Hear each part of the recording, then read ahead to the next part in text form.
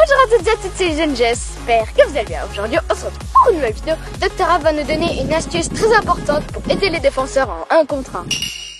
Alors en effet, aujourd'hui vidéo consacrée aux défenseurs, Ellie. On va leur donner une astuce aujourd'hui pour être meilleur en 1 contre 1. On avait déjà fait plusieurs vidéos sur ces duels en 1 contre 1 pour les défenseurs. Aujourd'hui, cette astuce, elle va encore plus aider tes abonnés à pouvoir gagner ces duels. Donc je pense bien aux défenseurs quand on est en 1 contre 1, quand il faut défendre le but. Tu te souviens, Ellie, il n'y a pas que prendre le ballon qui est important quand on est défenseur. La première règle, ce qu'il faut faire, c'est éviter que l'attaquant shoot au goal. Le rôle du défenseur, il doit empêcher l'attaquant de tirer. C'est déjà la première chose, avant de prendre le ballon. Donc Ellie, si tu es ici, tu es l'attaquant. Moi que je suis le défenseur, bien sûr mon goal que je dois protéger est ici. On est d'accord que moi je dois m'arranger pour que tu ne viennes pas dans cet axe du but. Absolument. Donc mon objectif ça va être plutôt de t'emmener vers l'extérieur. Il y a plusieurs techniques pour pouvoir inviter ou forcer l'attaquant à aller dans cette direction et éviter justement l'axe du goal. Et c'est là où je vais essayer de t'expliquer aujourd'hui la petite astuce. D'accord?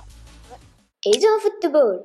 Alors Ellie, ce qu'on peut voir avec les défenseurs en général, malheureusement, c'est que vous faites presque tout juste. Tu te souviens qu'il fallait qu'on fasse pression sur l'adversaire pour le forcer à dribbler ou à prendre la profondeur, pour pas le laisser faire ce qu'il veut, pour pouvoir tirer au goal. Mais souvent, ce qu'on peut voir, Ellie, c'est que voilà, l'attaquant arrive avec le ballon, il va aller au goal, le défenseur arrive très vite sur lui, et puis ici, qu'est-ce qui se passe? Tu as deux possibilités, soit tu peux prendre l'intérieur pour te mettre sur ton pied droit pour marquer, ou alors un petit crochet, puis tu pars de l'autre côté, puis tu continues ta course. Puis moi, je suis dans la réaction, parce que je peux pas bouger, je suis un peu comme ça. Puis c'est dommage. Le défenseur, il se fait engueuler parce qu'il s'est fait avoir sur le duel parce que l'attaquant a marqué, alors que l'intention était bonne parce qu'il a voulu venir faire pression sur toi pour te forcer justement à te stresser un petit peu, pour te pousser à l'erreur et puis essayer de t'empêcher de frapper comme il faut. Et en fait, l'erreur qui est souvent faite, c'est celle-là, c'est qu'on arrive vraiment face à l'attaquant, comme ça, on a les jambes qui sont comme ça devant lui, on fait face à face avec lui et on peut que réagir quand tu choisis un des côtés. Et si je suis dans la réaction, le petit temps d'avance que tu as pris quand tu as décidé de partir d'un côté, moi je pourrais que te suivre et puis constater les dégâts. Il y a même deux choses que je peux pas faire. La première, je peux pas te suivre parce que je suis pas prêt. Et la deuxième chose, je te laisse en plus la liberté de me passer soit dans le dos ou devant. Ça veut dire que de toute façon, je suis perdant. Et l'astuce que je vais donner ici, Ellie, c'est pour justement aider les défenseurs à maximiser les chances de gagner le ballon. Avec une toute petite chose à changer, c'est la façon dont je viens faire pression sur toi, la position de mon corps et surtout de mes jambes à ce moment-là. Avant, je suis venu face à toi et je suis resté face à toi jusqu'à la fin. Là, ce que je vais faire, c'est que je vais venir faire pression sur toi et à un moment donné, je vais me mettre dans la direction dans laquelle où je veux que tu ailles. Tu vois? T'as vu ce qui se passe là, au niveau de mes jambes? Avant, j'ai fait comme ça et maintenant, j'ai fait ça.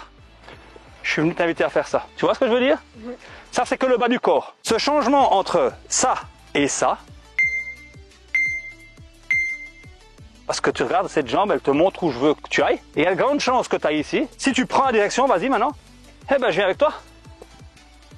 T'as vu? Mon corps, il est déjà prêt à te suivre. Et j'ai toujours un petit pas d'avance sur toi. Et j'ai pas besoin de me lancer. Parce que toi, ce que t'attends, c'est que je fasse ça. J'essaie de faire un grand pas pour essayer de te prendre la balle. Ou que j'essaie de la toucher. Et après, tu me fais un crochet pour aller marquer. Mais en étant comme ça, l'angle du but, il est fermé.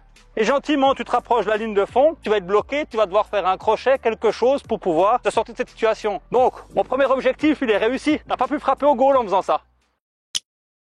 Maintenant, il y a une deuxième chose. Le haut du corps, il doit aussi travailler. Pourquoi je parle de ce haut du corps? Parce que tout à l'heure, je viens de te montrer qu'effectivement, j'ai réussi à te pousser en dehors de l'axe du goal, donc ce qui veut dire que tu n'arrivais plus à frapper. Mais je suis pas à l'abri ici. Qu'à un moment donné, tu dis, oh bah attends, le défenseur là, il m'ennuie, hein, je vais essayer de le crochet pour aller de l'autre côté pour mettre sur mon pied droit.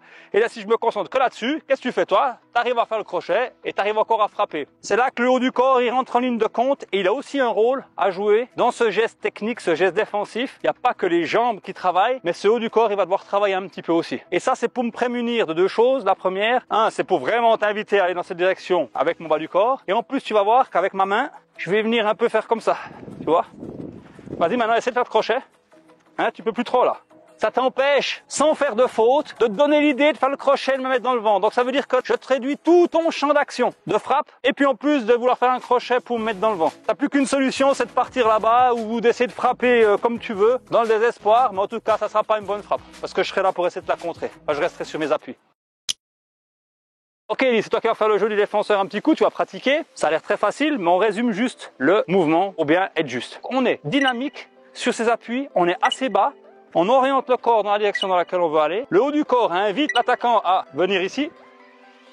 Et surtout à l'empêcher de se retourner faire un crochet. Ça, c'est très important. Et on ne se lance pas. Inutile d'essayer de me prendre la balle si c'est pas nécessaire. Tant qu'il est en train de s'éloigner du goal, c'est pas dangereux. Tu fais opposition, il est devant toi, tu peux pas marquer, tu peux pas tirer. S'il tire, ça sera dévié. Si vraiment il fait un mauvais contrôle ou s'il la pousse trop, effectivement, tu peux la mettre en corner, c'est pas un problème. Ok? Voilà, je viens ici, j'oriente, oui, bien joué. Voilà, voilà, bien joué. Voilà, ça c'est bien joué. Une petite chose, Ellie, donc on n'est pas comme ça, parce que là, on écarte trop les jambes. En fait, vu qu'on est un peu comme ça, en train de montrer la direction, on est comme ça, on va courir. On va assez bas et on fait des petits pas, puis on croise. On est beaucoup plus vif, beaucoup plus rapide. Et tu as le contrôle sur l'adversaire, tu le vois. Ellie, on va le faire ensemble, tu vas me suivre, tu vas prendre la même position que moi, d'accord? Pour éviter d'être trop haut, il faut vraiment être bas et dynamique, d'accord? Donc tu me suis, tu fais exactement la même chose que moi. On va agresser l'adversaire, on monte la direction et on y va. L'adversaire est là, le but est derrière nous, on va vers lui, on est assez bas, on lui montre où on va aller, et là on y va, des petits pas, et on le suit. D'accord?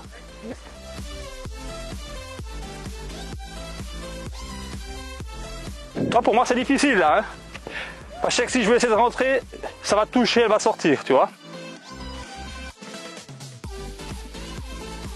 Alors là, forcément, j'ai une petite distance parce que moi, je reste éloigné de toi. C'est bien avec ton bras, tu me montres au cas où je vais vers toi, je vais te toucher. Il y a des fois, on est plus proche de l'adversaire, donc on peut directement le toucher. Des fois, il est plus loin, donc c'est déjà bien de montrer. Et là, je vais rester loin de toi. Maintenant, je vais être un peu plus près de toi. Je vais essayer de rentrer vers le but, d'accord? Donc là, effectivement, ton bras va être utile. Là, si je veux passer, Ellie, je suis obligé de faire une faute. Je dois te pousser, je dois faire une faute, tu gagnes le duel. Donc c'est bien, tu m'as poussé vers l'extérieur, je ne pouvais rien faire. Bien joué. Donc voilà, ça va de cette vidéo. Je remercie Dr Ava pour cette astuce et j'espère que ça a bien aidé nos abonnés, plus précisément aux défenseurs. Bah voilà, Ellie, effectivement, c'est une toute petite astuce, c'est pas grand chose, hein. C'est 2 points corrigés sur la pression qu'on met sur l'adversaire. Et puis en général, bah, ça augmente tes chances de pouvoir gagner tes duels, puis empêcher surtout d'encaisser un but. Hein, c'est ça le but de la vidéo. Donc voilà, j'espère que ça aidera nos amis défenseurs. J'espère que vous aimez cette vidéo. Like et abonne-toi à ma chaîne, à mon Instagram que t'écris juste ici. Et sur ce, ciao.